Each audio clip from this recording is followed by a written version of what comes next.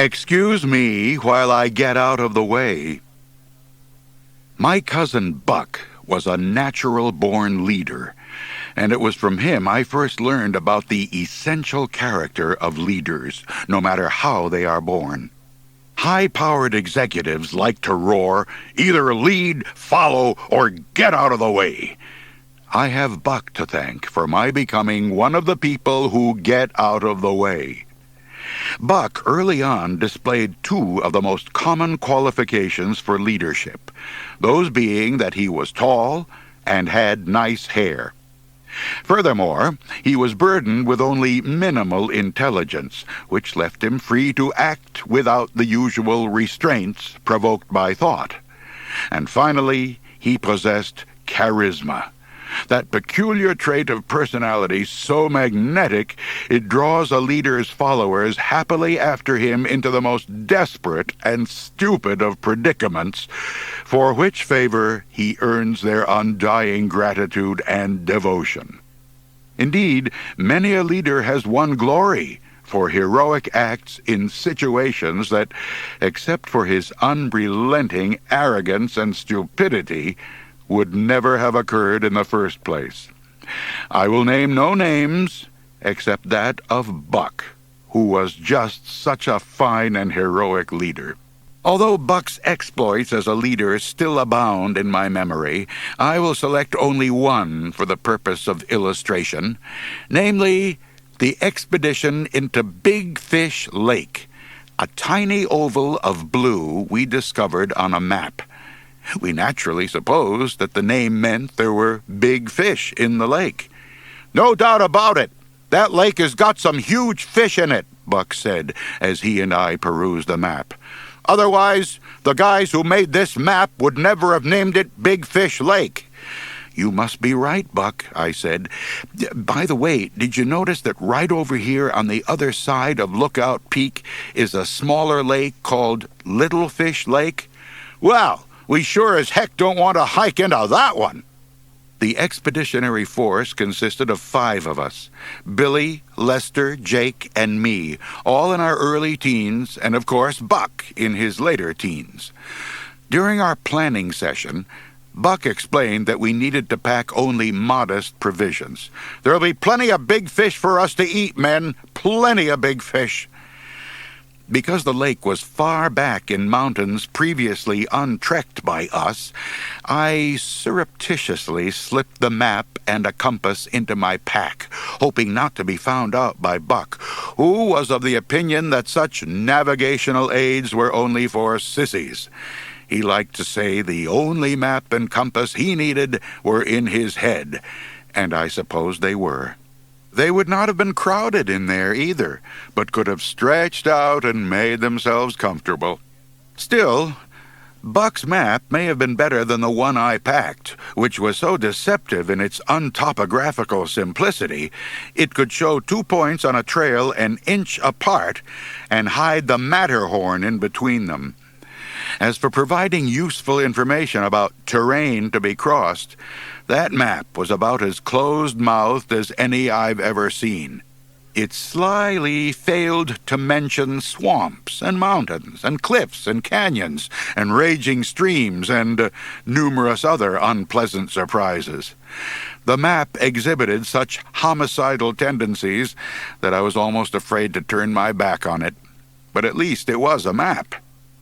As was the common practice on our expeditions, Buck immediately assumed the position of leader, without the distraction of a vote by the membership. None of the rest of us qualified as a leader anyway, and for obvious reasons. Billy was too short, Lester didn't have good hair, Jake had excessive intelligence, and I wore glasses. The wearing of glasses in and of itself deprived a person of even the hope of becoming a leader. The expedition set out early one morning along a well-maintained Forest Service trail that paralleled a sparkling stream flowing out of a narrow valley that extended back into the mountains. After an hour or so of easy hiking, Buck stopped and put his hands on his hips, always a bad sign, because it indicated he was attempting thought. "This trail is getting us nowhere," he said, addressing his troops. "I don't know what the Forest Service could have been thinking when they built this trail. It obviously takes the long way around. We can save a half-day of hiking by cutting off through the woods here and climbing up that ridge to the mountaintop." I stared into the thick tangle of brush and trees between us and the ridge. "But, Buck, maybe there's a swamp or something out there. That could be why the Forest Service didn't build the trail off that way." "If there's a swamp out there, I'll eat my hat," Buck said. "Swamps just don't happen at this elevation." "I didn't know that," I said. "Of course you didn't," Buck said. "Anybody who wears glasses wouldn't. Now shut up and follow me." We followed Buck off the trail and into the woods. It was tough going, and we soon got separated. Clouds of deer flies swarmed about us, but were soon driven off by mosquitoes. My feet started getting wet. Then slimy mud began lapping my boot tops. "We're in a swamp, Buck!" I yelled. A dark, swirling column of mosquitoes just ahead of me yelled back, "This ain't no swamp!" "I thought it was." "No, it ain't!" Murky green water rose to my waist. Tattered curtains of moss billowed out from the limbs of silvery dead trees. "It sure looks and feels and smells like a swamp, Buck." "Well, it ain't. This ain't nothing like a swamp. Now, everybody come over here. I just found an island." Billy, Jake, and I struggled over to the island and climbed up beside Buck. While we ate sandwiches and sipped from our canteens, Buck took the opportunity to identify various bird calls for us. The calls were from birds none of us had ever heard of before, so the lesson was very educational. One call sounded kind of sad and eerie, a strange, haunting cry that seemed to hang in the air. "That's your little brown-headed pine bird," Buck said. "You can tell by the way it sort of trills off at the end. You can't mistake it." "I don't think so," I said. "You don't? Well, just what kind of a bird do you think it is then, smarty?" "I think it's Lester," I said. "He always trills off at the end like that." And sure enough, it was Lester. He emerged from a cloud of mosquitoes long enough to see us and then came bounding through the water toward our little island. Oh, am I ever glad to find you guys," he gasped. I thought I'd be lost in this swamp forever." "This ain't no swamp," Buck snapped. "Boy, are you guys ever lucky to have me here to lead you. Otherwise, you'd have no idea where you are." "So, where are we, Buck?" Jake asked.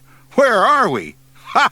That's just the sort of dumb question I'd expect from you, Jake. I'll tell you where we are. We're here, on this little island. Any fool could see that." "But where is here?" Billy said, looking around the watery area that appeared very much like a swamp but wasn't. "I could show you where here is if we had a map, but we don't," Buck snapped. "The only map we have is the one in my head." "I have a map," I said. "You sissy," Buck said. "Well, since you have a map, hand it over, and I'll show you all where we are." I handed Buck the map, and he spread it out on the ground. He studied it a while, his brow puckered from concentration. All right, Jake, here's a little test for you. I bet you can't pick out the spot on this map where we are." Jake looked over Buck's shoulder.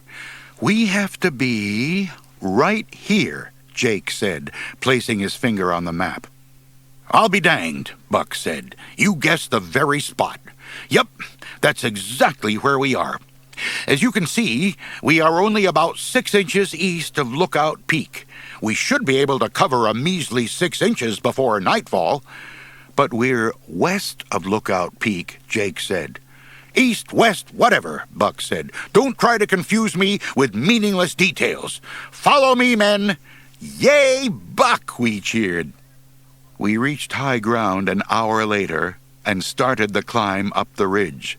But the ridge didn't go up in a gradual incline toward the peak, as one would expect of any decent ridge.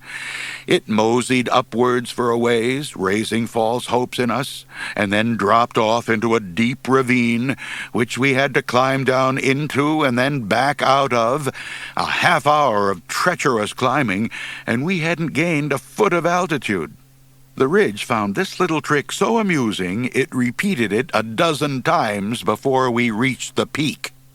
During one of our rest stops, Buck guzzled deeply from his canteen. "Might as well drink up, men. There's got to be an icy spring up near the top of the mountain, where the guy that mans the fire lookout tower gets his water. They always put lookout towers on the only peak around that's near water."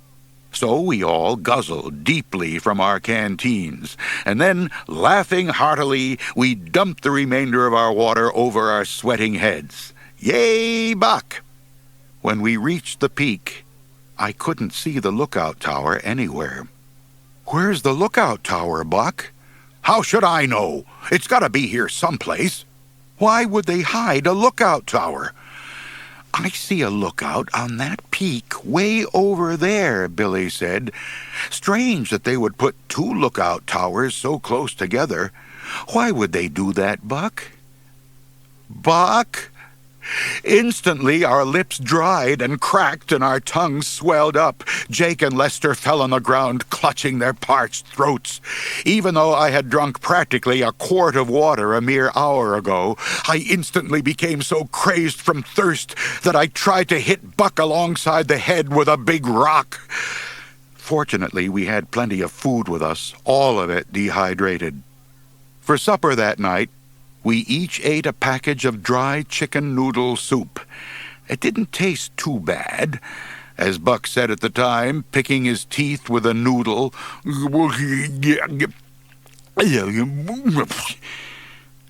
Early the next morning, we sprinted 3,000 feet back down the mountain, tumbling over the occasional cliff in the dark, until at last Buck found a trickle of water dribbling from a crack in the rocks and forming a little puddle.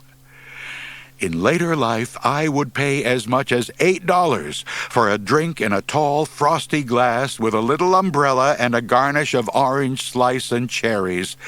But never have I had a drink at any price that half measured up to the mossy, muddy water I slurped from that puddle. If I could find the puddle again, I'd bottle that water, nay, that elixir, and make my fortune. Buck's finding the water aroused in us such gratitude and adulation that we'd have built a monument to him on the spot, except we were too bruised and battered from our wild scramble down the mountain. "We will never forget this, Buck," we croaked. "You've saved us once again. Yay, Buck!" I will mention only a few further horrors encountered on our trek to Big Fish Lake, because I do not wish to be reminded of them more than necessary. Fortunately, a short time after Billy went temporarily mad, we intersected the very same trail we had started out on.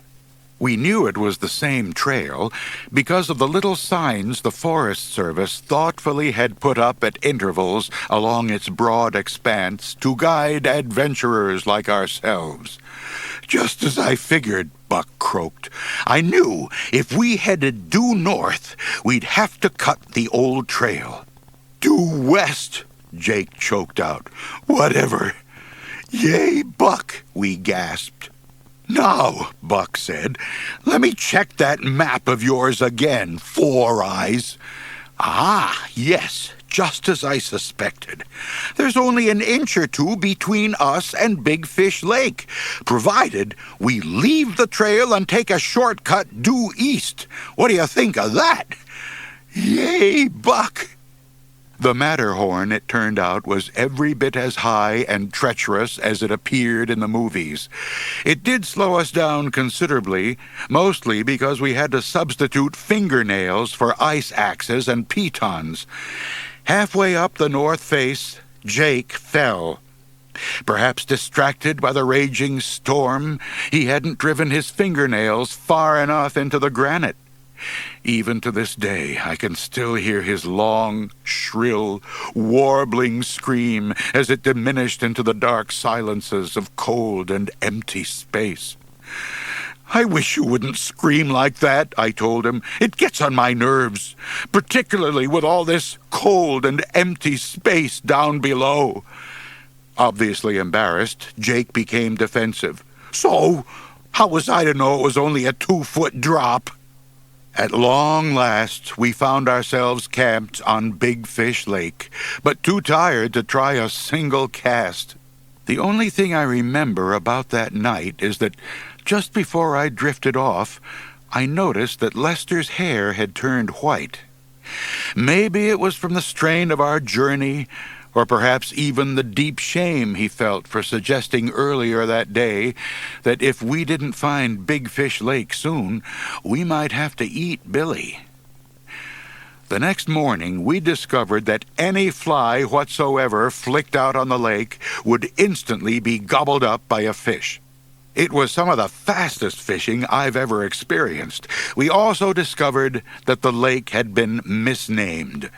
The fish certainly weren't what anyone would call huge or big or even average, or even small for that matter. I personally ate 27 of them for breakfast that morning and scarcely took the edge off my appetite. When the time came for us to head off down the trail toward home, Buck shouted, "Follow me, men. I'm going to lead you down a new shortcut I've figured out. Up, 2, 3, 4, up, 2. He glanced in my direction. "And what do you think you're doing, Four Eyes?"